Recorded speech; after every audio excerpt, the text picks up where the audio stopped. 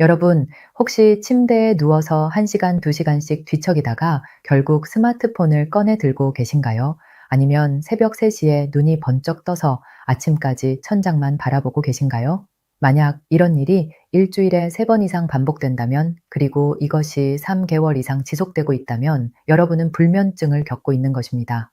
제가 신경과 전문의로 10년간 진료실에서 만난 환자들 중 가장 많은 고민이 바로 이 수면 문제였습니다. 오늘 제가 여러분께 말씀드릴 내용은 단순히 잠을 잘 자는 방법이 아닙니다. 여러분의 뇌가 어떻게 잠을 준비하는지, 왜 우리가 잠들지 못하는지, 그리고 약 없이도 90% 이상의 사람들이 숙면을 취할 수 있는 과학적으로 검증된 3가지 핵심 방법을 알려드리겠습니다. 10년간 수천 명의 환자를 치료하면서 제가 확신하게 된 것은 불면증의 해답은 수면제가 아니라 바로 여러분의 생활 속에 있다는 것입니다. 많은 분들이 잠이 안 온다고 하면 가장 먼저 수면제를 떠올립니다. 하지만 수면제는 근본적인 해결책이 아닙니다. 수면제는 뇌의 각성 중추를 억제해서 강제로 잠들게 만드는 것이지 자연스러운 수면을 유도하는 것이 아닙니다. 더 심각한 것은 내성과 의존성입니다. 처음에는 반알로 잠들던 것이 한 알이 되고 두 알이 되고 결국에는 약 없이는 전혀 잠들 수 없는 상태가 됩니다. 저는 수면제를 10년 넘게 복용하다가 결국 약을 끊으려고 제 진료실을 찾아온 환자들을 너무나 많이 봤습니다. 그렇다면 우리 뇌는 어떻게 잠을 조절할까요? 우리 뇌 속에는 생체 시계라는 것이 있습니다. 이것은 시상하부라는 부위에 위치한 아주 작은 신경세포 집단인데, 이 세포들이 24시간 주기로 우리 몸의 모든 리듬을 조절합니다. 아침이 되면 각성 호르몬인 코르티솔이 분비되고, 저녁이 되면 수면 호르몬인 멜라토닌이 분비되는 것도 모두 이 생체 시계의 작용입니다. 문제는 현대인의 생활이 이 생체 시계를 완전히 망가뜨리고 있다는 것입니다.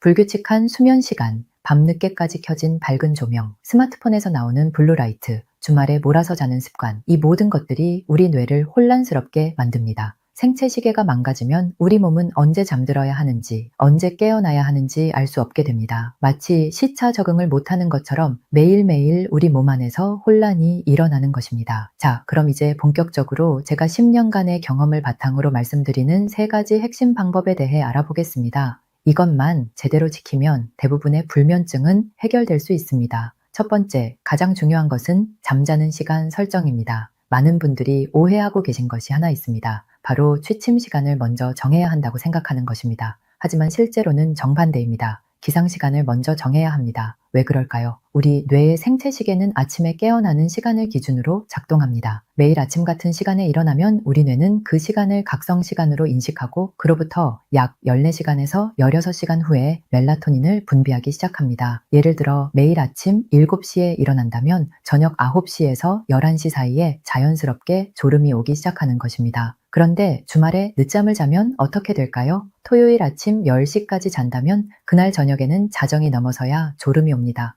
그리고 일요일 밤에는 다시 평소 시간에 자려고 하지만 잠이 오지 않습니다. 왜냐하면 생체 시계가 이미 망가졌기 때문입니다. 이것을 사회적 시차 증후군이라고 부릅니다. 마치 매주 해외여행을 다녀온 것처럼 우리 몸이 시차 적응을 해야 하는 상황이 되는 것입니다. 그래서 제가 환자들에게 가장 먼저 지시하는 것은 기상시간을 고정하라는 것입니다. 평일이든 주말이든 휴일이든 아니든 365일 같은 시간에 일어나야 합니다. 처음에는 힘들 수 있습니다. 특히 주말에 늦잠 자는 것이 유일한 낙이었던 분들은 이것을 포기하기가 쉽지 않습니다. 하지만 이것이 모든 것의 시작입니다. 기상시간을 정했다면 이제 취침 시간을 계산합니다. 여기서 중요한 것은 8시간을 자려고 욕심내지 않는 것입니다. 많은 분들이 8시간을 자야 한다는 강박관념을 가지고 있는데, 실제로 필요한 수면 시간은 사람마다 다릅니다. 일반적으로 성인은 6시간에서 7시간 정도면 충분합니다. 예를 들어 아침 7시에 일어나야 한다면 취침 시간은 자정에서 새벽 1시 사이가 적당합니다. 많은 분들이 놀라실 겁니다. 11시에 자는 게 아니냐고 물으시는데 아닙니다. 오히려 너무 일찍 침대에 누우면 잠이 안 오는 시간이 길어지고 그 시간 동안 뒤척이면서 침대를 불면증과 연결시키게 됩니다. 이것을 수면위생에서는 침대 제한 요법이라고 부릅니다.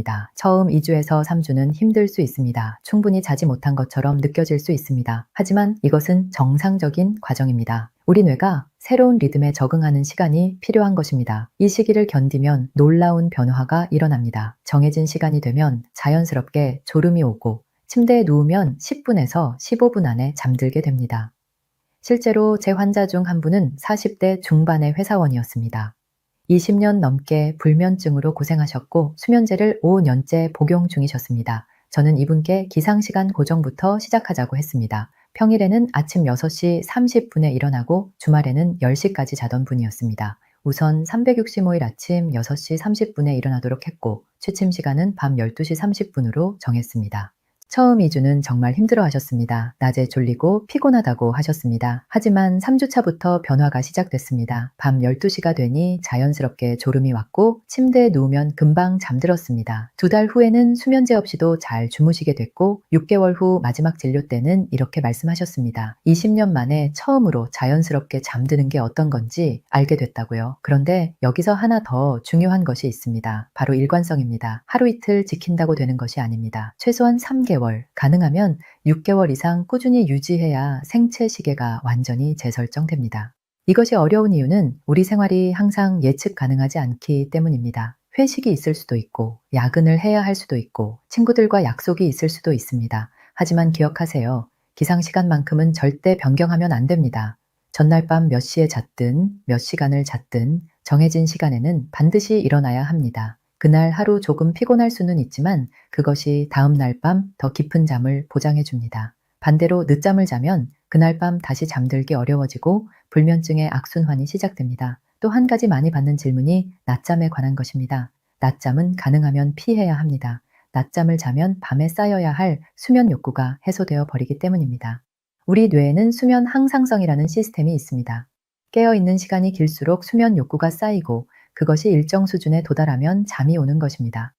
낮잠은 이 수면 욕구를 중간에 해소시켜버려서 밤에 잠들기 어렵게 만듭니다. 하지만 정말 견디기 힘들 정도로 졸리다면 오후 1시 이전에 20분 이내로만 자는 것을 허용할 수 있습니다. 20분을 넘기면 깊은 잠에 빠지게 되고 깨어났을 때 오히려 더 피곤해집니다. 그리고 반드시 알람을 맞춰놓고 자야 합니다. 그냥 눈을 감았다가 깨보니 2시간이 지났다면 그날 밤은 거의 확실하게 불면증을 겪게 됩니다. 자, 여기까지가 첫 번째 핵심인 수면 시간 설정에 관한 내용이었습니다. 기상 시간을 고정하고 그로부터 역산해서 취침 시간을 정하고 365일 일관되게 유지하는 것. 이것만 제대로 해도 불면증의 절반은 해결됩니다. 하지만 이것만으로는 충분하지 않습니다. 우리 뇌가 잠들 준비를 할 수 있도록 도와주는 두 번째 핵심이 필요합니다. 두 번째 핵심은 수면 루틴 만들기입니다. 루틴이란 매일 반복되는 일련의 행동 패턴을 말합니다. 우리 뇌는 패턴을 학습하는데 매우 뛰어납니다. 매일 같은 시간에 같은 순서로 같은 행동을 반복하면 뇌는 그것을 신호로 인식하게 됩니다. 잠자기 전 루틴을 만들면 뇌가 이제 잠잘 시간이라는 것을 미리 알고 준비하게 되는 것입니다. 가장 중요한 것은 빛 조절입니다. 우리 뇌는 빛에 매우 민감합니다. 특히 블루라이트라고 불리는 청색광은 멜라토닌 분비를 강력하게 억제합니다. 스마트폰, 태블릿, 컴퓨터, TV 이 모든 화면에서는 블루라이트가 나옵니다. 밤 10시에 스마트폰을 보면서 침대에 누워 있다면 우리 뇌는 지금이 한낮이라고 착각합니다. 멜라토닌이 분비되지 않고 각성 상태가 유지되는 것입니다. 그래서 잠자기 최소 1시간에서 2시간 전에는 모든 전자기기를 꺼야 합니다. 이것이 가장 어려운 부분입니다. 현대인에게 스마트폰은 신체의 일부나 다름없기 때문입니다. 하지만 이것을 실천하지 않으면 다른 어떤 방법도 효과가 없습니다. 제 환자들에게는 저녁 9시가 되면 스마트폰을 거실에 놓고 침실로 가라고 합니다. 침실에 스마트폰을 가져가지 않는 것, 이것이 핵심입니다. 조명도 바꿔야 합니다. 저녁 시간이 되면 집안의 밝은 백색 조명을 끄고 주황색이나 붉은색 계열의 간접 조명으로 바꿔야 합니다. 주황색 빛은 블루라이트가 거의 없어서 멜라토닌 분비를 방해하지 않습니다. 요즘은 스마트 전구도 많이 나와 있어서 저녁 시간에 자동으로 색온도가 낮아지도록 설정할 수 있습니다. 빛 조절 다음으로 중요한 것은 규칙적인 루틴 활동입니다. 매일 같은 시간에 같은 순서로 같은 일을 하는 것입니다. 예를 들어 저녁 10시부터 이런 루틴을 시작할 수 있습니다. 먼저 가벼운 스트레칭을 10분 정도 합니다. 목, 어깨, 허리를 천천히 풀어주는 것입니다. 격렬한 운동이 아니라 몸의 긴장을 푸는 부드러운 동작이어야 합니다. 스트레칭이 끝나면 미지근한 물로 샤워를 합니다. 여기서 주의할 점은 물의 온도입니다. 너무 뜨거운 물은 오히려 각성 효과가 있습니다. 천이 급격하게 올라가면 뇌가 깨어나게 됩니다. 미지근하거나 살짝 따뜻한 정도의 물로 15분 정도 샤워하는 것이 좋습니다. 샤워 후 천이 천천히 내려가면서 졸음이 유도됩니다. 샤워 후에는 편안한 옷으로 갈아입고 조명을 어둡게 한 상태에서 책을 읽거나 가벼운 음악을 듣습니다. 책도 종류가 중요합니다. 스릴러나 액션 소설처럼 흥미진진한 내용은 피해야 합니다. 오히려 약간 지루한 정도의 책이 좋습니다. 시집이나 산문집 또는 가벼운 에세이 같은 것들이 적당합니다. 명상도 좋은 방법입니다. 복잡한 명상 기법을 배울 필요는 없습니다. 편안하게 앉아서 호흡에 집중하는 것만으로도 충분합니다. 숨을 들이쉬고 내쉬는 것을 느끼면서 천천히 5분에서 10분 정도 시간을 보냅니다. 잡념이 떠오르면 그것을 억지로 없애려 하지 말고 그냥 흘러가도록 두고 다시 호흡에 집중합니다. 중요한 것은 이 루틴을 매일 같은 순서로 반복하는 것입니다. 처음 일주일은 어색할 수 있습니다. 하지만 2주, 3주가 지나면서 우리 뇌는 이 패턴을 학습합니다. 스트레칭을 시작하는 순간 뇌가 이제 잠잘 시간이 가까워졌다는 것을 인식하고 샤워를 하면서 멜라토닌 분비가 시작되고 책을 읽을 때쯤이면 이미 졸음이 오기 시작합니다. 여기서 절대 하지 말아야 할 것들도 있습니다. 첫째, 침대에서 스마트폰을 보는 것입니다. 이것은 앞서 말씀드렸듯이 블루라이트 때문이기도 하지만 더 중요한 이유가 있습니다. 침대는 오직 잠을 자는 곳이라는 인식을 뇌에 심어주어야 합니다. 침대에서 스마트폰을 보거나 TV를 보거나 업무를 하면 뇌는 침대를 각성 상태와 연결시키게 됩니다. 그러면 나중에 침대에 누워도 잠이 오지 않습니다.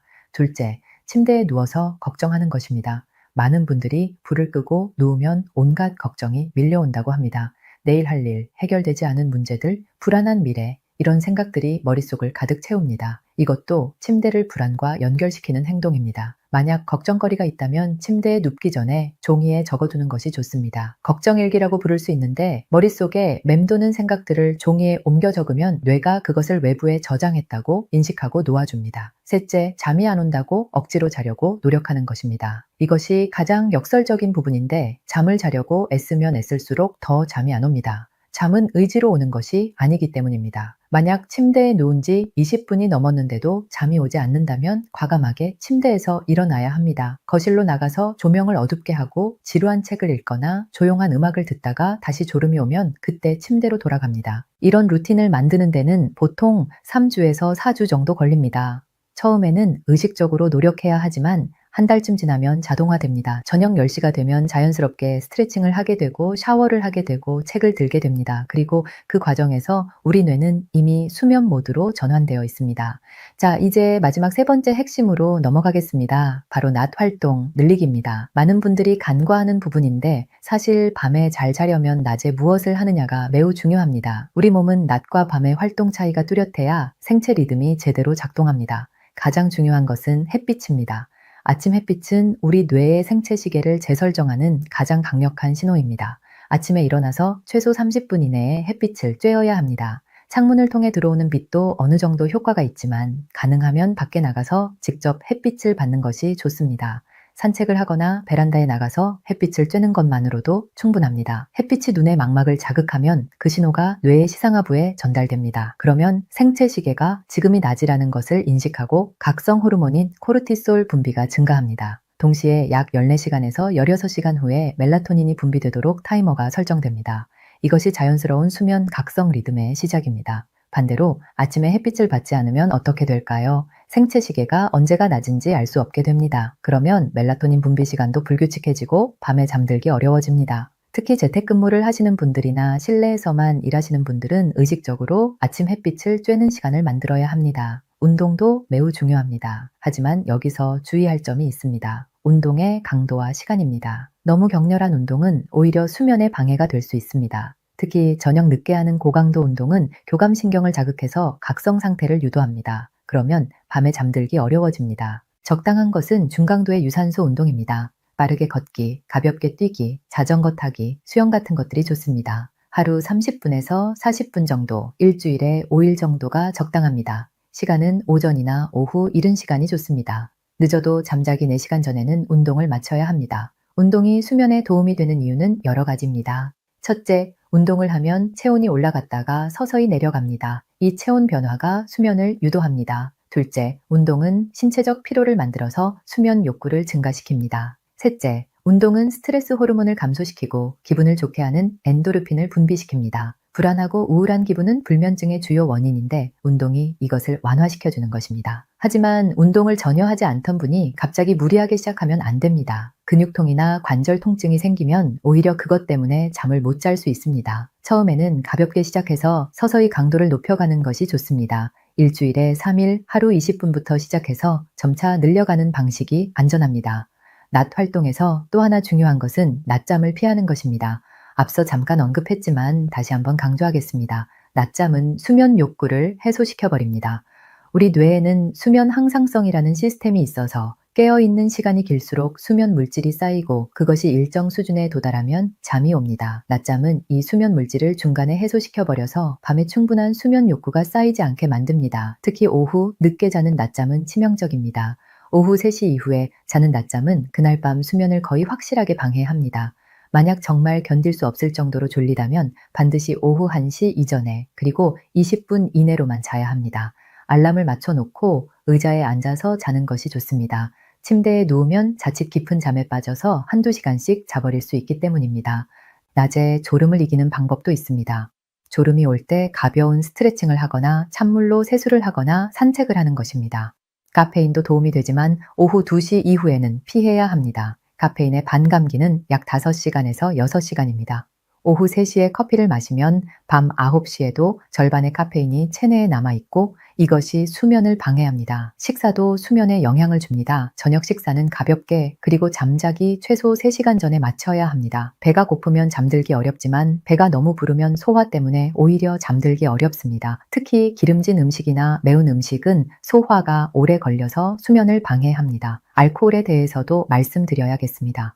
많은 분들이 술을 마시면 잠이 잘 온다고 생각합니다. 실제로 술을 마시면 처음에는 졸음이 오고 빨리 잠들 수 있습니다. 하지만 이것은 진짜 수면이 아닙니다. 알코올은 수면의 질을 현저하게 떨어뜨립니다. 깊은 잠 단계로 들어가지 못하고 얕은 잠만 반복하게 됩니다. 그리고 알코올이 분해되면서 새벽에 깨는 일이 자주 발생합니다. 수면제 대신 술을 마시는 분들이 계신데 이것은 정말 위험한 습관입니다. 알코올 의존증으로 이어질 수 있고 수면의 질도 계속 나빠집니다. 처음에는 소주 한 잔으로 잠들던 것이 2잔이 되고 3잔이 되고 결국에는 술 없이는 잠들 수 없게 됩니다. 그리고 아침에 일어나면 숙취로 고생하게 됩니다. 제 환자 중에 이런 분이 계셨습니다. 50대 초반 남성 환자분이었는데 5년 전부터 매일 밤 소주를 마시고 주무셨습니다. 처음에는 반병으로 시작했는데 점점 양이 늘어서 제가 뵀을 때는 하루에 1병 반을 마시고 계셨습니다. 그런데도 자주 깨고 수면의 질이 나빴습니다. 건강검진에서 간 수치가 나빠서 놀라서 병원을 찾아오셨습니다. 저는 이분께 우선 술을 끊고 앞서 말씀드린 3가지 방법을 실천하도록 했습니다. 기상시간 고정, 수면 루틴 만들기, 낮 활동 늘리기. 처음 한 달은 정말 힘들어 하셨습니다. 술 없이는 도저히 잠들 수 없다고 하셨습니다. 하지만 꾸준히 실천하셨고 2달째부터는 술 없이도 잠들 수 있게 되셨습니다. 6개월 후에는 완전히 술을 끊으셨고 간 수치도 정상으로 돌아왔습니다. 침실 환경도 중요합니다. 침실은 시원하고 어둡고 조용해야 합니다. 온도는 18도에서 20도 정도가 적당합니다. 너무 더우거나 추우면 잠들기 어렵습니다. 우리 체온은 잠들 때 자연스럽게 낮아지는데 실내 온도가 너무 높으면 이 과정이 방해받습니다. 빛도 철저하게 차단해야 합니다. 완전히 암흑 상태가 이상적입니다. 작은 LED 불빛도 수면을 방해할 수 있습니다. 암막 커튼을 사용하고 전자기기의 불빛도 모두 가리는 것이 좋습니다. 눈을 감아도 빛을 감지할 수 있기 때문에 완전한 어둠이 중요합니다. 소음도 문제가 될 수 있습니다. 완전히 조용한 것이 가장 좋지만 그것이 어렵다면 백색 소음을 사용할 수 있습니다. 선풍기 소리나 비 오는 소리 같은 일정한 소음은 오히려 다른 잡음을 가려줘서 도움이 될 수 있습니다. 하지만 음악이나 라디오는 피해야 합니다. 내용이 있는 소리는 뇌를 자극해서 각성시킵니다. 침대와 베개도 중요합니다. 너무 딱딱하거나 너무 푹신한 침대는 좋지 않습니다. 척추가 자연스러운 곡선을 유지할 수 있는 적당한 단단함이 필요합니다. 베개도 마찬가지입니다. 목이 자연스러운 각도를 유지할 수 있는 높이가 적당합니다. 너무 높거나 낮으면 목이 아파서 잠을 설치게 됩니다. 여기까지 제가 말씀드린 3가지 핵심 방법을 다시 한번 정리하겠습니다. 첫째, 기상시간을 고정하고 그로부터 역산해서 취침시간을 정하는 것. 365일 일관되게 유지하는 것이 핵심입니다. 둘째, 수면 루틴 만들기. 잠자기 1시간에서 2시간 전부터 전자기기를 끄고 조명을 어둡게 하고 매일 같은 순서로 같은 행동을 반복하는 것입니다. 셋째, 낮 활동 늘리기. 아침 햇빛을 쬐고 적당한 운동을 하고 낮잠을 피하는 것입니다. 이 세 가지를 제대로 실천하면 대부분의 불면증은 해결될 수 있습니다. 제가 10년간 수천 명의 환자를 치료하면서 확신하게 된 것은 수면제가 아니라 이런 생활 습관의 변화가 진짜 해답이라는 것입니다. 물론 처음에는 어렵습니다. 오랜 습관을 바꾸는 것이기 때문입니다. 하지만 최소 3개월에서 가능하면 6개월 동안 꾸준히 실천하면 놀라운 변화를 경험하게 될 것입니다. 여러분, 잠은 사치가 아닙니다. 생존을 위한 필수입니다. 잠을 제대로 자지 못하면 우리 몸과 마음은 서서히 무너집니다. 면역력이 떨어지고 기억력이 나빠지고 감정 조절이 어려워지고 각종 질병의 위험이 높아집니다. 반대로 잠을 잘 자면 모든 것이 좋아집니다. 활력이 생기고 집중력이 높아지고 기분이 좋아지고 건강해집니다. 여러분은 여러분 건강의 주인입니다. 수면제에 의존하지 마시고 오늘부터 제가 말씀드린 세 가지 방법을 실천해 보시기 바랍니다. 기상시간 고정, 수면 루틴 만들기, 낮 활동 늘리기. 이것만 지키면 90% 이상의 분들이 약 없이도 숙면을 취할 수 있습니다. 이 영상이 도움이 되셨다면 주변의 불면증으로 고생하는 분들과 꼭 공유해 주시기 바랍니다. 그리고 여러분의 수면 개선 경험을 댓글로 남겨주시면 다른 분들에게도 큰 힘이 될 것입니다. 오늘 밤부터 바로 시작해 보세요. 여러분의 건강한 수면을 응원합니다. 마지막으로 꼭 말씀드려야 할 것이 있습니다. 이 영상의 내용은 교육 목적으로 제작된 것이며 개인의 상태에 따라 다를 수 있습니다. 만약 3개월 이상 이런 방법을 실천했는데도 불면증이 계속된다면 반드시 전문의와 상담하시기 바랍니다. 때로는 수면 무호흡증이나 하지불안증 후군 같은 다른 수면 질환이 숨어 있을 수 있고 우울증이나 불안장애 같은 정신과적 문제가 원인일 수도 있습니다. 이런 경우에는 전문적인 진단과 치료가 필요합니다. 여러분의 건강한 미래를 위해 오늘부터 첫걸음을 내디드시기 바랍니다. 좋은 잠은 좋은 삶의 시작입니다. 감사합니다.